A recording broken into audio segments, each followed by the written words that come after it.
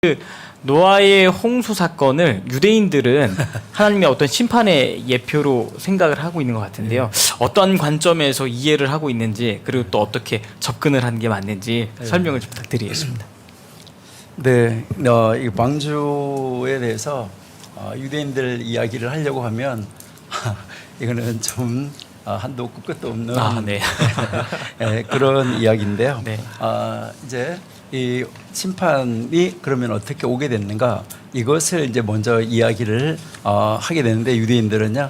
그러니까 창세기 4장 26절을 우리 한번 읽어보실까요? 창세기 4장 26절.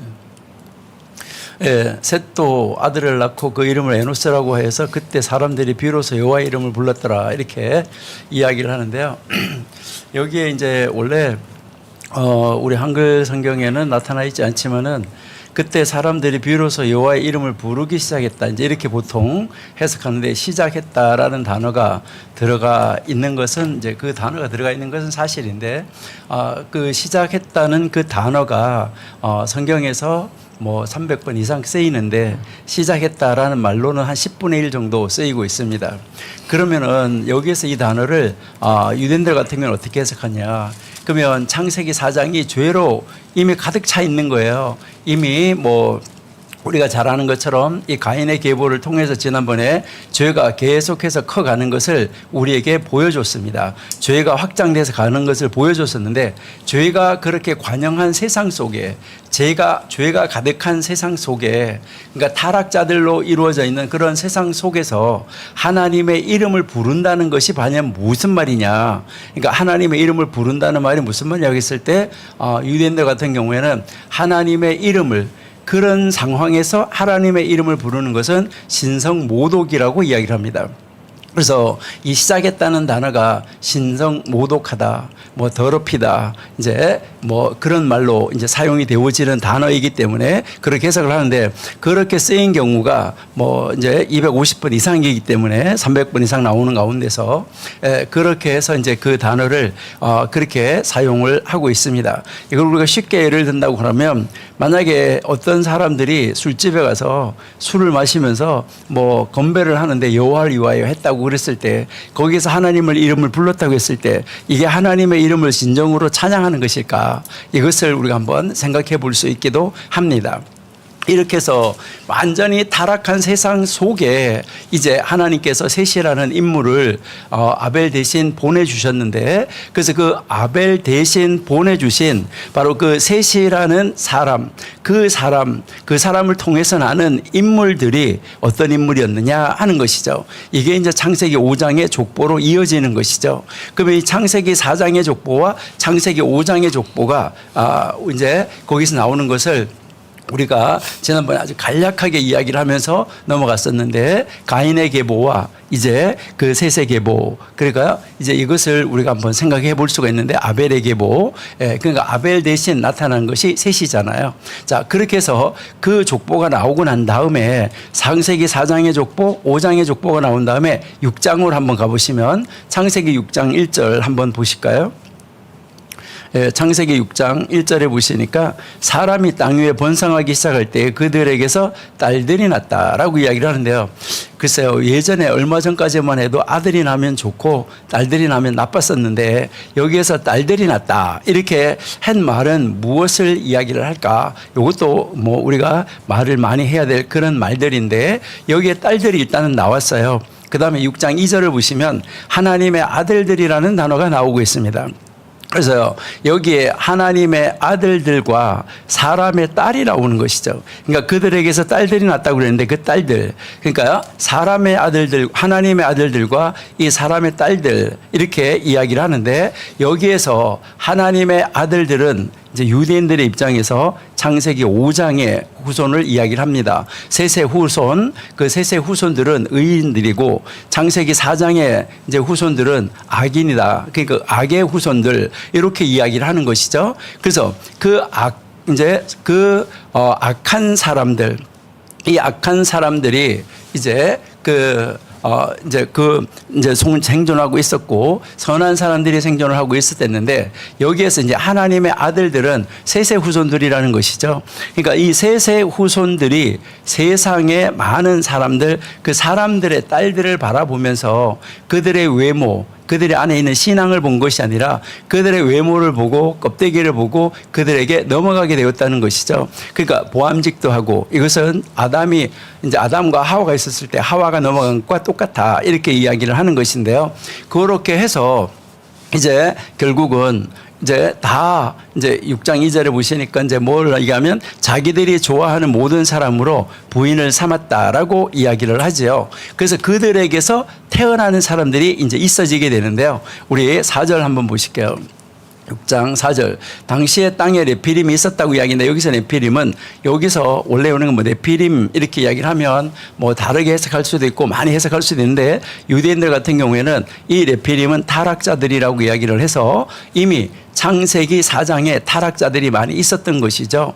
그리고 그 후에도 하나님의 아들들이 그러니까 셋의 후손들이 이 사람의 딸들을 취해서 자식을 낳으니까 그들이 용사라 고대 유명한 사람들 이들 타락자들이 많아졌다는 것입니다. 그래서 6장 5절에 보시면은 사람의 제약이 쇠상의 관영함과라고 이야기를 하는데 이것은 이제는 이제 이 셋의 후손들이 있었는데 그 의인이 있었는데 이 죄가 이제 컵이 이렇게 있으면 빈 컵이 있으면 빈 컵에 물이 채워지는 것처럼 의인이 있었는데 그 의인 한 사람 한 사람을 이렇게 먹어가는 거예요. 의인 한 사람에게 악이 가득 채워지는 거예요. 이렇게 악이 가득 채워지니까 이제는 이 세상은 죄악으로 가득 찼다는 것이죠.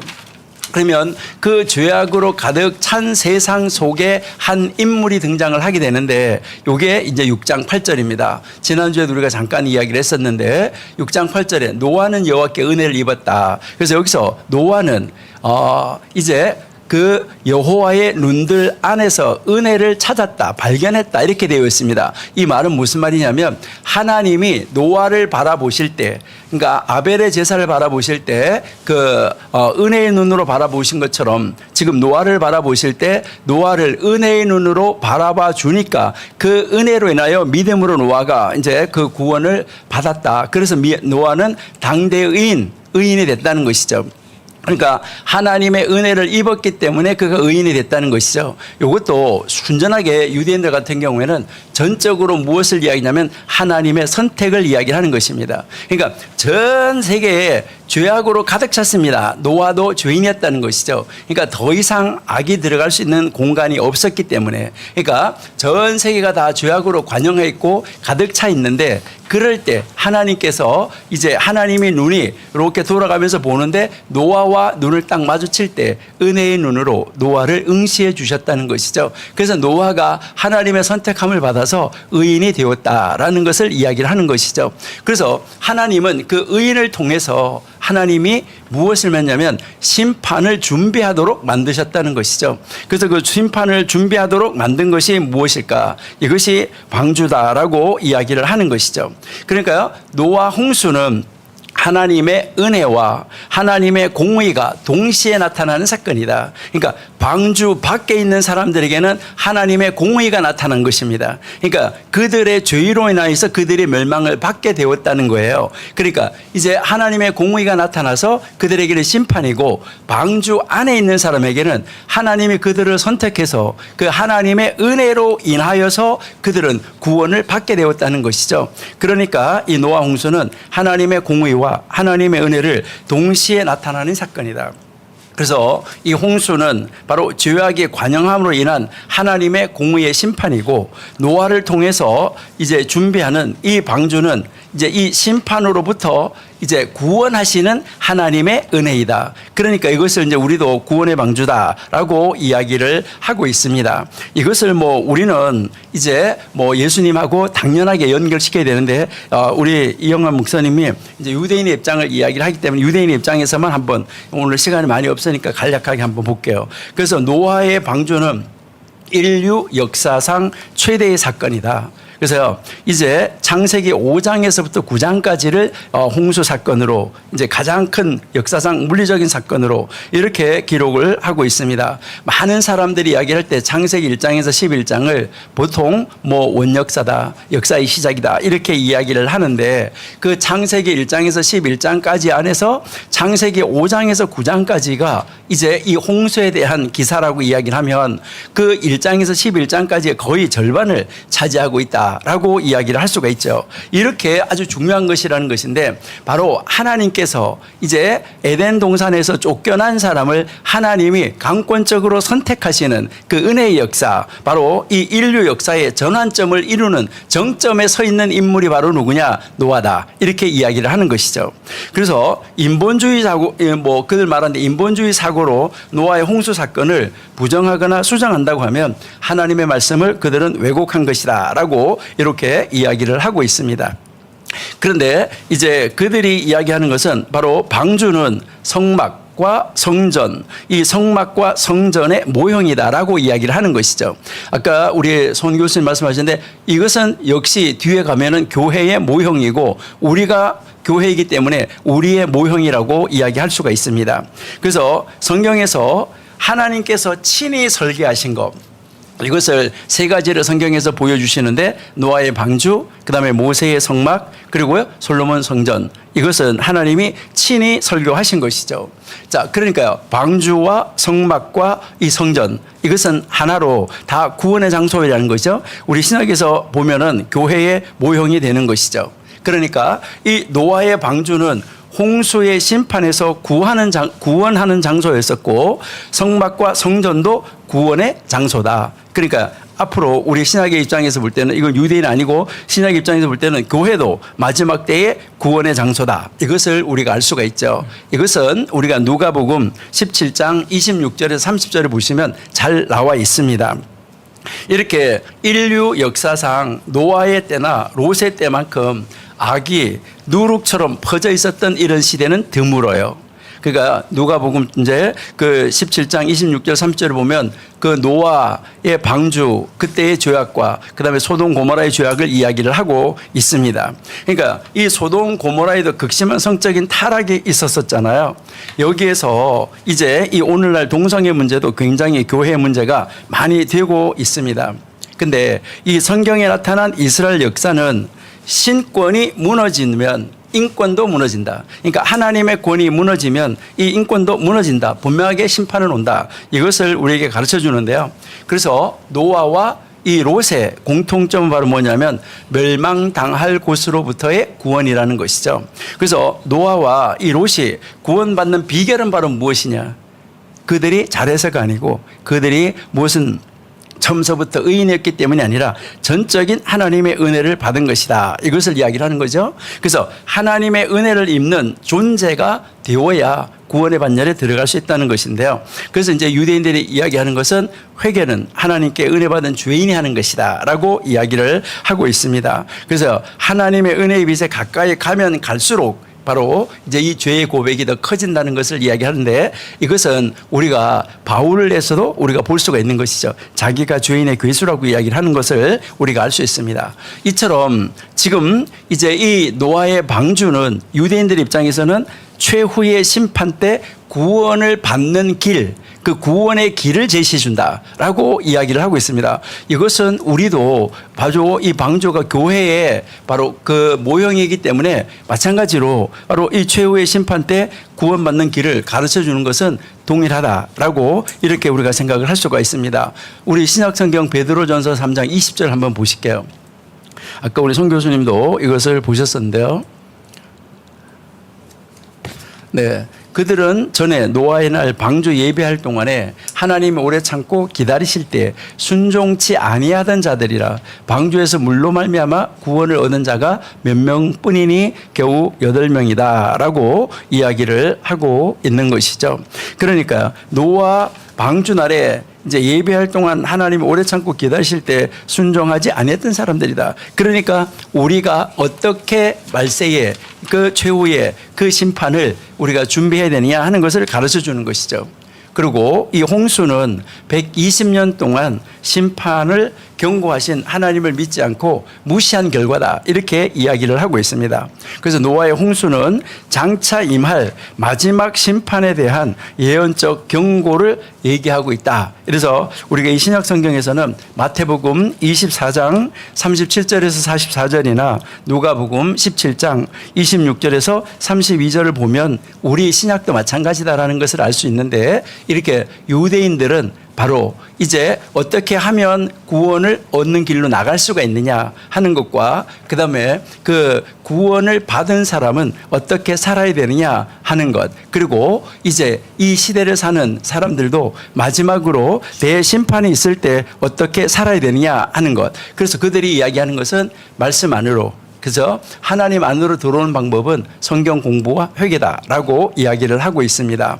그러니까 요즘 그것을 이루는 장소는 바로 어디냐? 회당이라고 이야기를 하는데, 이제 우리에게 있어서 교회가 바로 그런 것이고, 교회는 바로 예수님이다라는 것을 우리가 잘 알 수 있는 것이죠. 그래서 이제 정광 목사님께서 이 설교하신 것으로 우리가 아까 다 봤었는데, 여기에서 이제 유대인들 이야기 요만큼 하고요. 잠시 이제 정광 목사님이 결론을 내리는 부분에서 보시면은 방주 안에, 이 방주 안에 있다는 말은 무슨 말이냐 하는 것이죠. 그래서 요한복음 15장 1절에서 7절에서 보시면은 바로 무엇을 이야기합니까? 예수님 안에 있어야 된다. 이것을 이야기를 하는 것이죠. 그러니까 방주 안에 있는 것은 곧 예수님 안에 있는 것. 그러니까 유대인들 말로는 방주 안에 있는 것은 바로 하나님 안에 있는 것이고, 말씀 안에 있는 것이고, 회개 안에 있는 것이고, 그 하나님 나라 안에 들어가 있는 것이다라고 이야기를 하고 있습니다. 그래서 여기에서 우리 15장 요한복음 17장 21절은 한번 읽어볼게요. 요한복음 17장 21절. 네, 아버지께서 내 안에, 내가 아버지 안에 있는 것 같이 너희도 다 하나가 되어 우리 안에 있게 하사 세상으로 아버지께서 나를 보내신 것을 믿게 한다. 22절. 내가 내게 주신 영광을 내가 저희에게 주었사오니 이는 우리가 하나 된 것 같이 저희도 하나가 되게 하심이라. 23절. 곧 내가 저희 안에, 아버지께서 내 안에 계셔 저희로 온전함을 이루어 하나 되게 하려 함은 아버지께서 나를 보내신 것과 또 나를 사랑하신 같이 저희도 사랑하신 것을 세상으로 알게 하렵니다. 하나님의 사람이라는 것을 알게 하는 것이다 하는 것을 우리에게 보여주는데요. 그러니까 바로 방주 안에 있었던 것은 예수님과 연합이 되어 있었다는 것이고, 예수님하고 연합이 되어 있었다는 것은 바로 성령 하나님에 의해서 세례를 받았다는 것이고, 그 세례를 통해서 이제 이 7대 연합이 온전하게 이루어졌다 하는 것을 우리에게 가르쳐 주는 것이죠. 그러니까 그렇게 가르쳐 주는 그 하나님의 말씀 안에서 우리는 온전히 교회 안으로 들어와야 말세지 말에 교회 안에서의 구원의 역사가 펼쳐지고 있다는 것을, 예수 안에서의 이 교회 전 세계의 이 역사가 펼쳐지고 거기가 대심판에서 우리가 면제받을 수 있다는 것을 가르쳐 주는 것이죠. 요한 1서 4장 12절 15절 한번 보시고 마치겠습니다. 요한 1서 4장 12절, 요한 1서 4장 12절.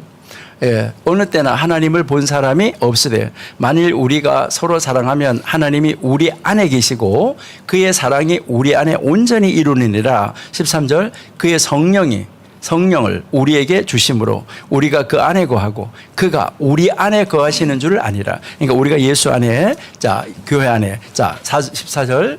예, 아버지가 아들을 세상에 구주로 보내신 것을 우리가 보았고 또 증거하노니. 이렇게 해서 우리는 진실로 이제 이 방주 안에 들어가서 예수 그리스도 안으로 들어가서 이제 예수님과 온전한 연합을 이루어서 이 복음의 7대 연합을 이룸으로 말미암아 이제 그 말세에 앞으로 있어질 이제 이 세상의 종말의 심판 때도 우리가 그 종말의 심판에서 우리가 구원을 받을 수 있는 그 자리로 나아가는 길, 이것을 이미 하나님은 방주를 만드실 때부터 이 길을 열어놓으셨다 하는 것을 우리가 알 수 있습니다. 감사합니다. 네, 감사합니다. 변순복 교수님께서